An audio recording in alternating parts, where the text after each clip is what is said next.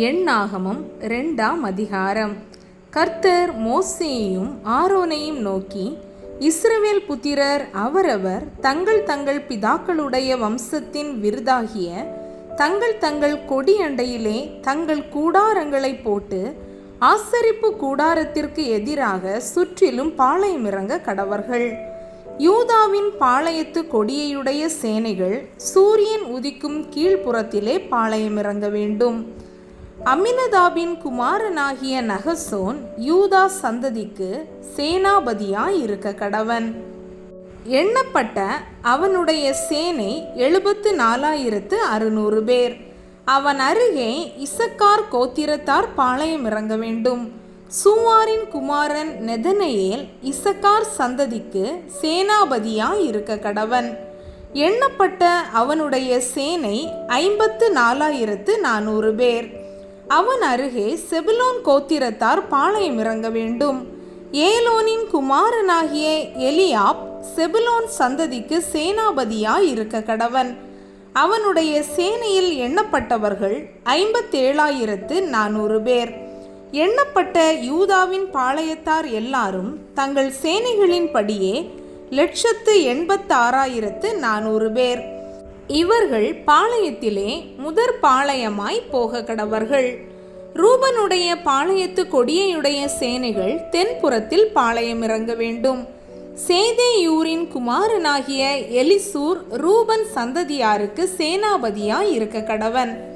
அவனுடைய சேனையில் எண்ணப்பட்டவர்கள் 46,500 பேர். அவன் அருகே சிமியோன் கோத்திரத்தார் பாளையம் இறங்க வேண்டும். சூரிசதாயின் குமாரனாகிய செலூமியேல் சிமியோன் சந்ததியாருக்கு சேனாபதியாய் இருக்க கடவன். அவனுடைய சேனையில் எண்ணப்பட்டவர்கள் 59,300 பேர். அவன் அருகே காத் கோத்திரத்தார் பாளையம் இறங்க வேண்டும். தேகுவேலின் குமாரனாகிய எலியாசாப் காத் சந்ததியாருக்கு சேனாபதியாய் இருக்க கடவன்.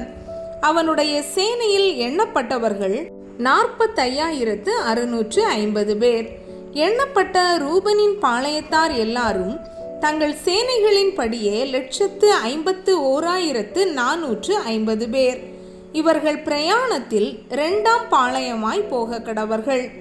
பின்பு ஆசரிப்பு கூடாரம் லேவியரின் சேனையோடே பாளையங்களின் நடுவே பிரயாணப்பட்டு போக வேண்டும். எப்படி பாளையம் இறங்குகிறார்களோ அப்படியே அவரவர் தங்கள் வரிசையிலே தங்கள் கொடிகளோடே பிரயாணமாய் போக கடவர்கள். எப்ராஹிமுடைய பாளையத்து கொடியையுடைய சேனைகள் மேல்புறத்தில் இறங்க வேண்டும். அம்மியூதின் குமாரனாகிய எலிஷாமா எப்ராஹிமின் சந்ததிக்கு சேனாபதியாய் இருக்க கடவன்.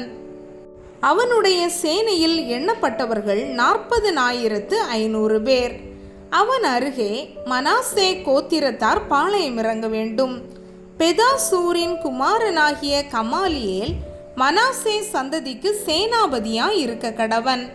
அவனுடைய சேனையில் எண்ணப்பட்டவர்கள் 32,200 பேர். அவன் அருகே பென்யமின் கோத்திரத்தார் பாளையம் இறங்க வேண்டும். கீதையோனின் குமாரனாகிய அபீதான் பென்யமின் சந்ததிக்கு சேனாபதியாய் இருக்க கடவன். அவனுடைய சேனையில் எண்ணப்பட்டவர்கள் 35,400 பேர்.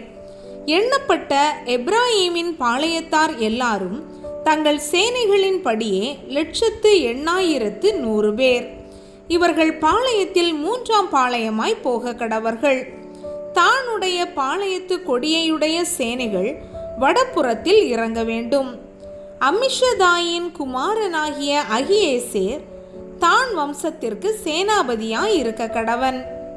அவனுடைய சேனையில் எண்ணப்பட்டவர்கள் 62,700 பேர். அவன் அருகே ஆசேர் கோத்திரத்தார் பாளையம் இறங்க வேண்டும். ஓஹிரானின் குமாரனாகிய பாகியேல் ஆசேர் சந்ததிக்கு சேனாபதியாய் இருக்க கடவன்.